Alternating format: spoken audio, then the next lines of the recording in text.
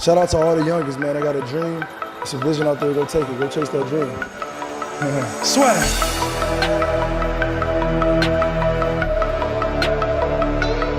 People are always saying about the talk, and I talk, and I talk, and I talk, but guess fucking what? I back it up! I back it up!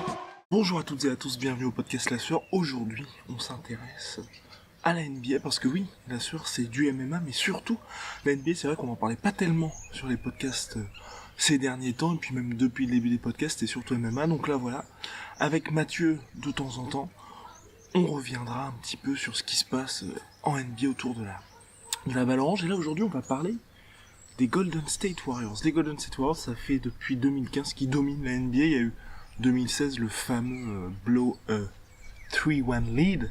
Et oui, parce qu'ils menaient 3-1 contre les Cleveland Cavaliers de LeBron James. Et puis ils ont finalement perdu Game 7 à la maison. Irrespirable Game 7 qui était certes pas très beau, mais cadenassé offensivement. Et puis avec donc une défense de feu de part et d'autre. Et puis notre ami Kyrie Irving qui plante une véritable banderie à 3 points. LeBron James qui, quelques minutes avant, avait réussi le bloc de sa vie sur André Iguodala. Et les Cleveland Cavaliers qui étaient champions. Et depuis, ils sont un peu fâchés. Ils ont recruté Kevin Durant, deuxième meilleur joueur du monde, derrière LeBron James. Je pense que tout le monde est d'accord là-dessus. Qui arrive, et donc 2017, 4-1 contre les Cavs. Kevin Durant MVP des finales. 2018, sweep 4-0 contre les Cleveland Cavaliers. Kevin Durant MVP des finales. Bref, c'est vraiment l'armada de la NBA. Là en plus ils ont recruté, bien aidé par les autres équipes, par la passivité des autres équipes, DeMarcus Cousins.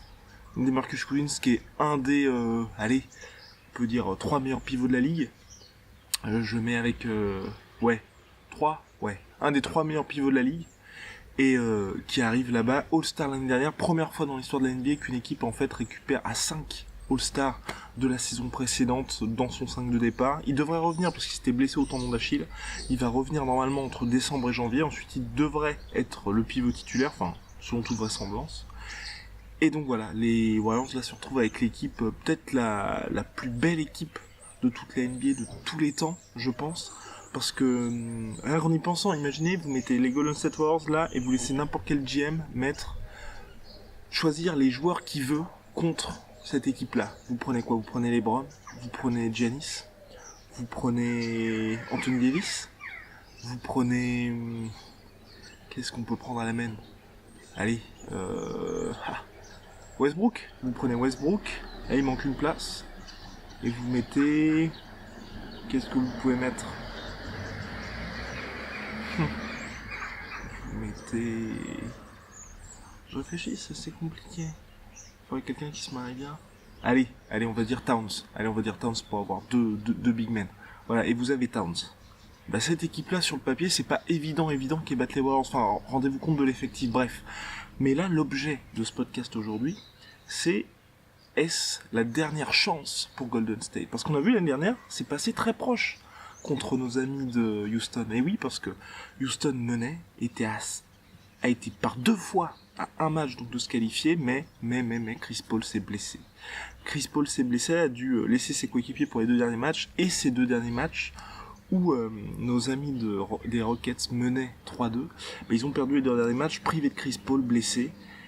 Donc voilà, donc comme quoi la saison dernière, c'était possible, David West, fraîchement retraité, merci pour cette brillante carrière David West, qui était au Warriors ces 2 dernières saisons, avait dit après le titre que, effectivement, c'était une saison qui avait été compliquée pour l'équipe de Golden State. Donc on en saura sûrement beaucoup plus dans ces mémoires qui arriveront bientôt, je pense.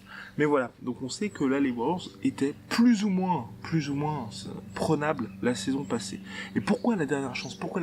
Parce que oui, tout ce qui est possible avec les Warriors, c'est parce que 1, les équipes ont été passives des Marcus Cousins, 2, parce qu'ils ont su convaincre Kevin Durant de s'engager avec eux, mais aussi parce qu'il y a eu l'ancien salary cap. Et oui, parce qu'il y a 2 joueurs en particulier qui nous intéressent, et j'ai mes petites notes, bien sûr, toujours les petites notes, parce qu'on va parler chiffres, on va parler fauchi.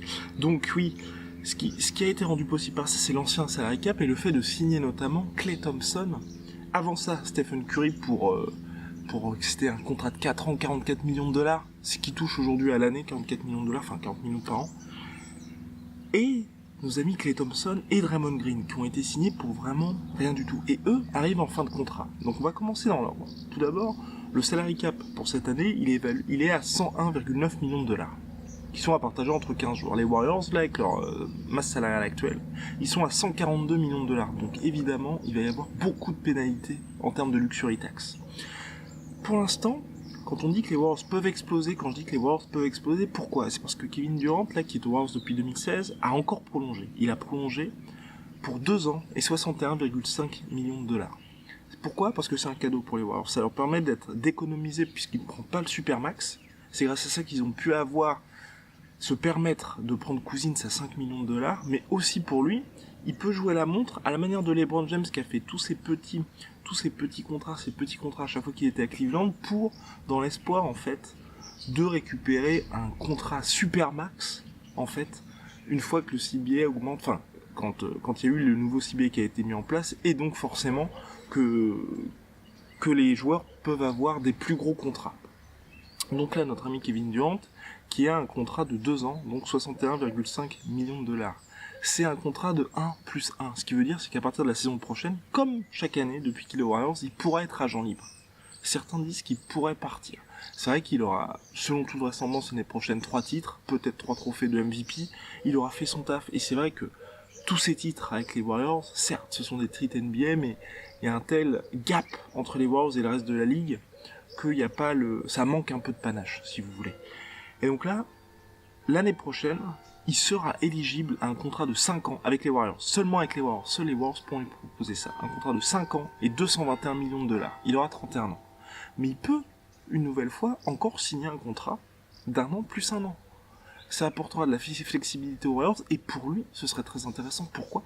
Parce qu'ensuite, en 2020, s'il refait cette option-là d'1 an plus 1 an, il pourra signer un contrat de 5 ans et 235 millions de dollars. Il aura alors 32 ans. Pour lui, c'est vrai que ça pourrait être intéressant, parce que c'est mon dernier gros contrat. 32 ans, on est moins imperméable finalement aux blessures. Il peut y avoir des risques. On se souvient de Kobe Bryant qui a fini par lâcher à la fin de sa carrière, et puis de nombreux joueurs qui, une fois la trentaine passée, hors LeBron pour l'instant, on touche du bois, on n'a pas de bois, mais hors LeBron, c'est vrai qu'il y a de plus en plus de blessures chez les joueurs qui passent la trentaine. Ils pourraient se dire, ok, je signe mon contrat de 235 millions de dollars, et on voit mal les Warriors de lui refuser. Pourquoi? Parce que dans 2 ans, je pense que Kevin Durant restera une référence dans la ligue. Hors blessures qui peuvent arriver. Mais ça voudrait dire quoi? Ça veut dire que les Warriors auront, avec Kevin Durant et Stephen Curry, qui pour le rappel a signé un contrat de 205 millions, je crois, sur 5 ans la saison passée, 2 joueurs qui prendront plus de 80 millions par an sur le salary cap. Donc ça, c'est le premier problème, qui sera réglé dès l'été prochain. Un autre problème à régler dès l'été prochain pour les Warriors, c'est Klay Thompson. Klay Thompson, qui est là, 2018-2019, dans la dernière année de son contrat de 4 ans et 68,9 millions de dollars, signé avec les Warriors. Donc il est agent libre en 2019. Il pouvait négocier une extension. On sait qu'il a déjà laissé de l'argent sur la table, et l'extension que les Warriors peuvent lui proposer au max, là, c'est 102 millions sur 4 ans. C'est énorme, c'est énorme. Mais ça veut dire qu'il laisse encore beaucoup d'argent sur la table. Pourquoi? Parce qu'en étant agent libre, les Warriors peuvent lui proposer, donc là, s'ils refusent l'extension de 102 millions sur 4 ans, l'été prochain, les Warriors sont la seule franchise à pouvoir lui proposer 188 millions de dollars sur 5 ans. Et s'il va ailleurs qu'aux Warriors, ce sera 139 millions de dollars sur 4 ans. Donc dans tous les cas, s'il accepte l'extension, il laisse 37 millions sur la table. Pour un mec qui s'est déjà sacrifié, qui n'est pas la première option de son équipe, et sachant que son père a aussi dit qu'il n'y aurait pas d'extension signée cet été. Voilà. Donc ça, ce sera le deuxième point à régler l'été prochain. On ajoute un troisième point. Enfin, allez, un troisième point, c'est le cas de notre ami... Est-ce vraiment un problème? Notre ami DeMarcus Cousins, oui, parce qu'il a signé 1 an, 5,3 millions de dollars. On sait tous que DeMarcus Cousins vaut beaucoup plus. Jusque-là, il y a des interrogations par rapport à son état finalement de santé, est-ce qu'il va bien revenir de sa blessure? Certes, c'est un pivot All-Star validé, All-NBA Team. Voilà, une référence dans la ligue, mais comment va-t-il revenir? Là, la saison de Marcus Cousins, c'est pourquoi? C'est pour se remettre dans le bain tranquillement, parce qu'au contraire d'Isaiah Thomas la saison passée, il a aucune pression en étant Warriors. Il y a aucune pression du résultat. Les mecs peuvent fonctionner sans lui. S'il y a pas des Marcus Cousins de toute la saison, bah ils finissent, je pense qu'ils finissent premier de conférence et ils cruisent tranquillement. Là, donc là, il va pouvoir se rétablir tranquillement et arriver en cours de saison sans véritable pression. Donc il a signé pour 1 an 5,3 millions de dollars. C'est pour les Warriors une affaire en or. En or, on se demande même pourquoi il n'y a aucune franchise qui a tenté le coup et qui a proposé même plus à des Marcus Cousins. Mais bref, les Warriors ne pouvaient offrir que 5,3 millions. Des Marcus Cousins a saisi l'opportunité. Et pour les Warriors, c'est quand même beaucoup. Pourquoi? Parce que Bob Myers a expliqué, qui est le general manager des Warriors, que pour eux, ces 5 millions, ça représente en réalité 20 millions. Pourquoi? Parce qu'on l'a déjà expliqué tout à l'heure, et ben ils sont à 142 millions en salary cap global, en salaire global, en masse salariale. Et donc ça, par rapport au salary cap qui est à 101,2 millions, il y a des pénalités. Ça s'appelle la luxury tax, ce qui veut dire que chaque fois que vous êtes au-dessus, un dollar supplémentaire en fait par rapport à la luxury tax, au-dessus d'un certain montant, la NBA vous fait payer. Vous avez des pénalités. Ce qui veut dire qu'en fait, pour eux, le salaire, les 5,3 millions de DeMarcus Cousins, coûtent en réalité 20 millions, avec toutes les pénalités qui se prennent. Donc ils prennent un vrai risque. Pourquoi? Parce qu'ils se rendent compte aussi que là, la saison prochaine, donc 2018-2019 et l'été 2019, ça va être crucial. Parce qu'il y aura le cas Kevin Durant, le cas Klay Thompson, le cas des Marcus Cousins s'ils veulent le régler, et Draymond Green qui arrive. Donc il faut absolument pour les Warriors un nouveau titre et des assurances du point de vue sportif. Que les joueurs se disent ok, on va encore se sacrifier, car les Warriors ne vont pas pouvoir prolonger tout le monde pour le max. Donc on convainc les joueurs de se sacrifier financièrement. Pourquoi? Pour le bien de l'équipe et pour continuer de gagner. C'est pour ça qu'ils ont pris le risque finalement avec des Marcus Cousins et mettre 20 millions quand même sur un gars qui sera au mieux la troisième option offensive de l'équipe. Donc on va parler ensuite du cas Draymond Green. Draymond Green, pourquoi? Parce que lui, il est comme Klay Thompson, il a laissé un peu d'argent sur la table, il a signé pour 5 ans et 82 millions de dollars en 2015, il a laissé 12 millions sur la table. Et lui, il a dit à ESPN, j'ai laissé ça sur la table pour qu'on puisse signer Kevin Durant en 2016. Lui, de ce que Chris Haynes a dit, qu'un insider pour ESPN, américain évidemment, Draymond Green voudrait le max, ou ne veut pas faire de sacrifice financier pour son prochain contrat. Il sera agent libre en 2020, mais pourra discuter d'une extension dès la fin de saison prochaine, dès 2019. Et ce qui est important, c'est que si notre ami Draymond Green, notre cher Draymond Green, ce trash talker de Draymond Green, est soit sélectionné parmi une équipe All-NBA ou qui gagne un trophée de joueur défensif de l'année, meilleur défenseur de l'année, qu'il avait gagné en 2017, je le rappelle, ou qu'il est MVP, ça c'est moins probable, et ben il sera éligible au Supermax. Supermax, ça veut dire quoi? Ça veut dire qu'il pourra signer une extension, quand son contrat touchera à sa fin, de 226 millions de dollars sur 5 ans. Voilà. C'est uniquement avec les Warriors, bien entendu. Uniquement avec les Warriors. Et là, l'extension qu'il pourra avoir avec les Warriors pour l'instant, donc que les Warriors pourraient négocier avec lui à partir de 2019, serait une extension de 3 ans et 72 millions de dollars. Vous vous rendez compte quand même de l'écart qu'il y a entre le Supermax qu'il pourrait avoir, qui, même sans sélection LNB, un peu comme Klay Thompson, qui là n'a pas eu de sélection NBA, qui donc se retrouve avec un maximum potentiel aux Warriors de 188 millions de dollars. S'il est sélectionné dans une All-NBA Team qui est défenseur de l'année ou MVP, il se retrouvera dans la même situation que Draymond Green, à savoir, il pourra demander le Supermax. Donc voilà, là les Warriors se retrouvent face à un choix à faire. Ce qui est sûr, c'est plus ou moins sûr, c'est que ils vont devoir faire un choix entre Draymond Green et Klay Thompson. À partir de ce moment-là, ça veut dire que déjà leur quatuor se transformera en Big Three, donc lequel choisir entre les deux. Ça c'est ce à quoi va devoir réfléchir Bob Myers, et puis voir aussi où en est Kevin Durant. Kevin Durant aujourd'hui, voilà, on sait, deuxième meilleur joueur de la ligue, all-time great, ça c'est sûr. Et si KD en a marre de faire ses contrats d'un an pour aider sa franchise, il voudra le max. Et s'il veut le max, les Warriors ne pourront pas lui refuser, parce qu'un joueur comme Kevin Durant, s'il vous propose le max et vous lui dites non, bah il y a les 29 autres équipes de la ligue qui sont prêtes à l'accueillir. dont les Lakers, parce que oui, la saison prochaine, les Lakers auront hors LeBron tous leurs joueurs de libre. Enfin, tous leurs joueurs de libre, pardon. Énormément de place sur leur salary cap, puisque ils ont signé uniquement des joueurs sur 1 an. Et il y a beaucoup de rumeurs comme quoi KD, grand ami de LeBron, le rejoindra aux Lakers, c'est aussi Kawhi Leonard. Bref, il y aura du mouvement l'été prochain avec une free agency qui s'annonce complètement dingue. Mais là, pour les Warriors, aujourd'hui, c'est vraiment la dernière année. C'est la dernière saison où ils peuvent se permettre d'avoir une équipe comme ça, avec 5 All-Stars, même 4 All-Stars, si ensuite on enlève des Marcus Cousins, pour, à prix réduit, là, le seul gars les 2 seuls joueurs qui sont payés à leur valeur, ce sont vraiment Kevin Durant, qui a pris un petit sacrifice, mais surtout, Stephen Curry, qui a pris son contrat Supermax. Et là, la saison prochaine, ça va être déterminant pour les Warriors, car il faudra que, 1, tout se passe bien, et que 2, il n'y ait pas de soucis de vestiaire, comme l'avait évoqué David West, qui fasse que certains joueurs se disent, ah bah, et si j'allais dans telle franchise pour devenir effectivement la superstar? Parce que c'est vrai qu'une fois que t'as tout gagné, une fois que les mecs ont tout gagné, là, pour Klay Thompson, Stephen Curry, ça leur fera 4 titres, dont un 3-peat. Pour Kevin Durant, il aura son 3-peat, où vraiment ça a été le joueur clé des 2 derniers titres, et peut-être du 3e si en 2019. Qu'est-ce que les gars voudront? Est-ce qu'ils voudront avoir un nouveau challenge? Ou est-ce qu'ils voudront continuer avec cette dynastie des Warriors? Et là, le challenge pour les Warriors, pour le front office des Warriors, c'est de faire en sorte que tout se passe bien, pour que l'été prochain, les mecs soient prêts à faire des sacrifices financiers. Sinon, vraisemblablement, des joueurs partiront, car oui, il faut pas l'oublier. Comme il y a beaucoup d'agents de la saison prochaine, outre Kawhi Leonard, il y a aussi Kyrie Irving, Jimmy Butler, DeMarcus Cousins sera agent libre. On avait fait un article là-dessus, il y en a plus de 100 joueurs qui sont agents libres, ce sera complètement dingue.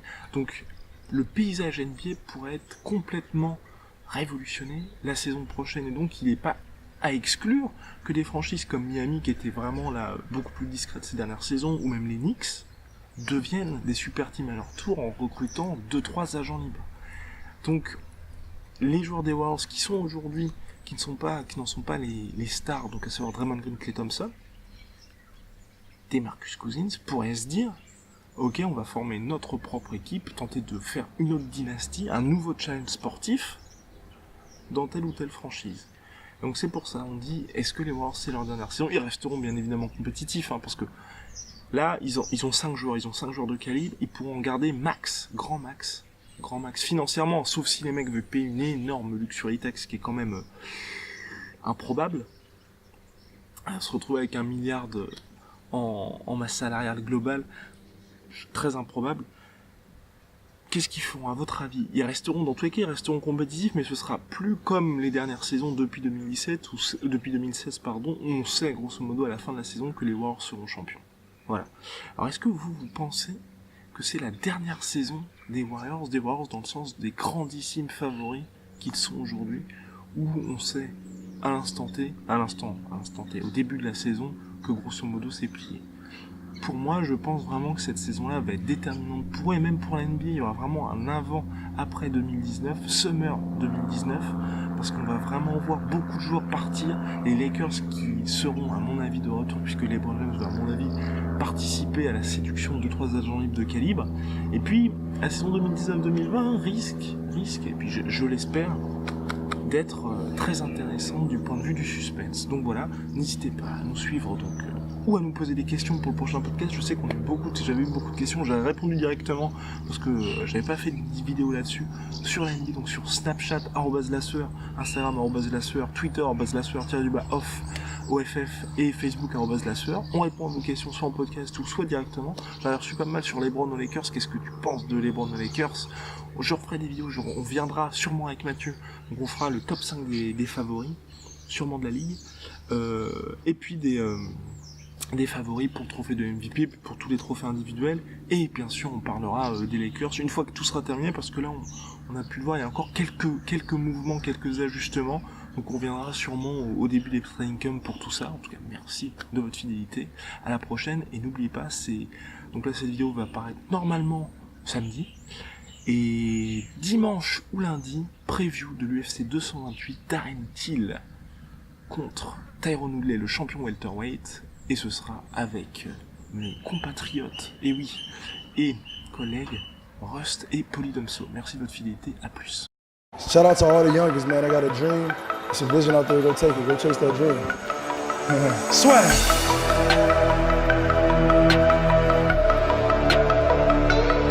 People are always saying about the talk, and I talk, and I talk, and I talk, but guess fucking what? I back it up! I back it up!